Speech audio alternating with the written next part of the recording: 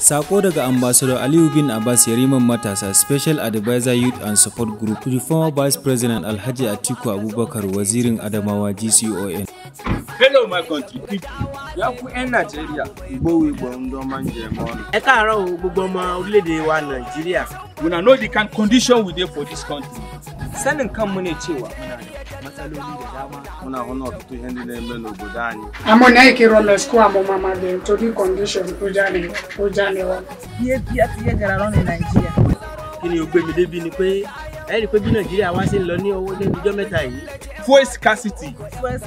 Bẹ́ẹ̀ ni epo wọn fannin tsaro.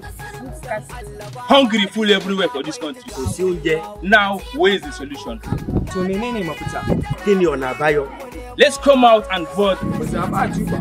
Ina yi different criteria. Ngare vote Atiku Abubakar. Ene kitete kikisha tekwashi Alhaji Atiku Abubakar. Atiku Abubakar rakarne. Shitu mu zabi Alhaji Atiku Abubakar. Ya kai ki Alhaji Atiku Abubakar. Sai kawo mana sauyi a ƙasa kamar fannin noma, fannin tsaro. Shi ma da kazin da dudin tsolar yela. Sauki gashi da tabikiya ya gyara mun shi. Fannin kiwon lafiya.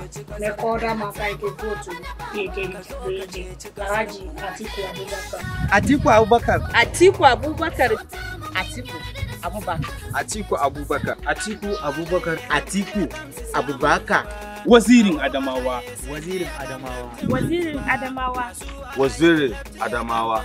Wazirin Adamawa. Wazirin Adamawa. Wazirin Adamawa. Wazirin Adamawa. Dibofo o nìkan ni ọ̀nà àbáyọ o lè tọ́ sọ̀rọ̀ ẹ̀.